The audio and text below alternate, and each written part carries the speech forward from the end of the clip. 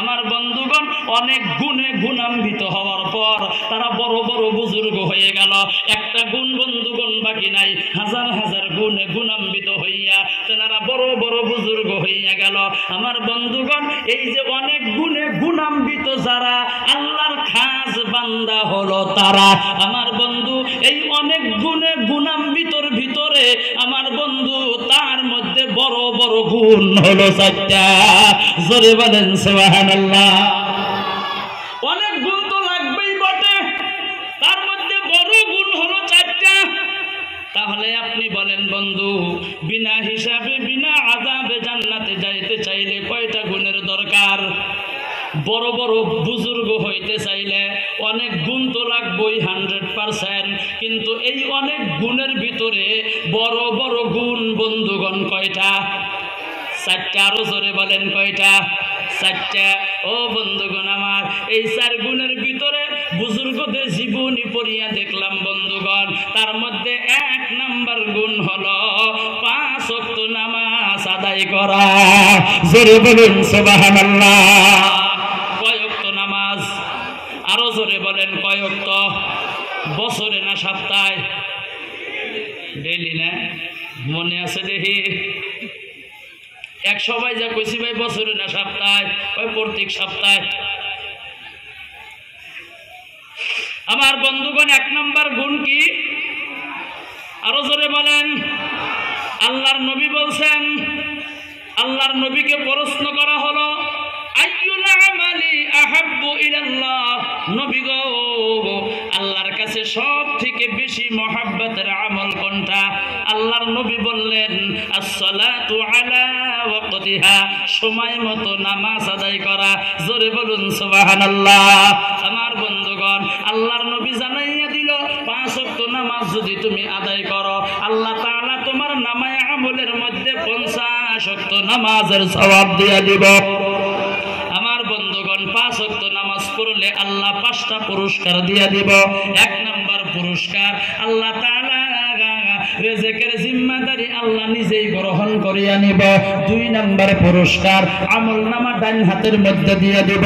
3 number পুরস্কার, ফুলসিরাতের রাস্তাটা আল্লাহ বিজুলি আকারে পার করিয়া দিব। 4 নাম্বার পুরস্কারটা হলো কবরের আযাব আল্লাহ মাফ করিয়া দিব। 5 নাম্বার পুরস্কার হলো আল্লাহ তাআলা বিনা হিসাবে জান্নাতে দিয়া দিব। এ মুসলমান বন্ধুগণ আমার, তাহলে এই 5 ওয়াক্ত নামাজ আমার আপনার জীবনে বাধ্যতামূলক আছে না নাই? আরো জোরে বলেন আছে না নাই?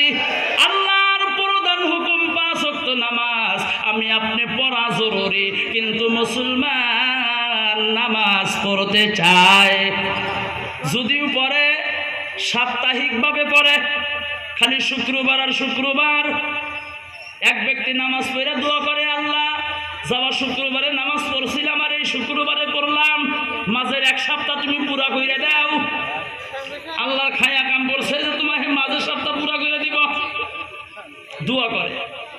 আমার বন্ধুগণ শুক্রবারের নামাজটা পড়ে, খালি ফরজটা পড়ে, তারপরে চইলা যায়। আছে না নাই বা মানুষ বন্ধুগণ? অনেক মানুষ আছে বন্ধু নামাজও পড়া জানে না, নামাজের মধ্যে কথা বলে।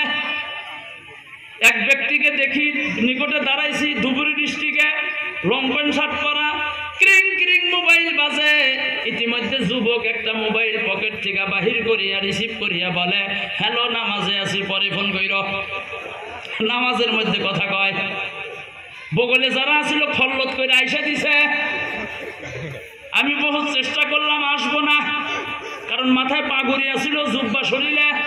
যদি আসি মানুষে বলবো বক্তা আসে, চেষ্টা করলাম আসবো না, আসি ধরে রাখবো, কিন্তু পারলাম না, বাড়ায় গেল। কি করবেন, উপায় নাই, পরিস্থিতি বাধ্য করছে। নামাজে কথা বলে, নামাজও দেখবেন দেখা দেখি নামাজ পড়ে। আছে না নাই কথা বলেন? এই ভাই জোরে বলেন ঠিক কি নয়? দেখা দেখি নামাজ পড়ে। আপনি রুকুতে যাইবেন, সেও রুকুত যায়। আপনি রুকুত থেকে দাঁড়াবেন, সেও দাঁড়ায়। আপনি সেজদায় যান, ওই ব্যক্তিও সেজদায় যায়। আপনি রুকুতে যাইয়া যদি 5 মিনিট থাকেন, ও 5 মিনিট থাকে, ওড়ে না। এক ব্যক্তি নামাজের মধ্যে বসে আছেন, ওই লোকটা দেহাদেহি নামাজ পড়ে। মানুষটা পরীক্ষা করে যে দেহি আমার দেহাদেহি পড়ে নাকি। তাশাহুদের মধ্যে বসিয়া আশহাদু আল্লা ইলাহা ইল্লাল্লাহ আঙ্গুলটা উঠায় আর নামায়। কথা বলেন ঠিক কি নয়? আমার বন্ধুগণ, নামাজের মধ্যে পরীক্ষা করে দেখি আমার দেখা দেখি নামাজ পড়ে নাকি। আশহাদু আল্লা ইলাহা ইল্লাল্লাহ বলিয়া আঙ্গুল উঠাইছে আর নামায় না। এই লোকটা আঙ্গুল উঠায় আর সিধা পোনা করে ধরে রয়েছে, নামায় না। কিছু সময় পর এই মানুষটা আঙ্গুল 10, 11, 12 বার এই ব্যয়বা করে, ওই মানুষটাও খালি এই ব্যয়বা করে। আমার বন্ধুগণ,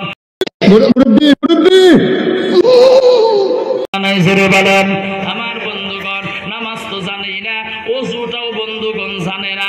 অজু যদি আপনি ভালো করিয়া না জানেন, আপনার নামাজ হবো নাকি গো? এ কথা বলছেন না কেন? নামাজ হবো, অজু জানে না।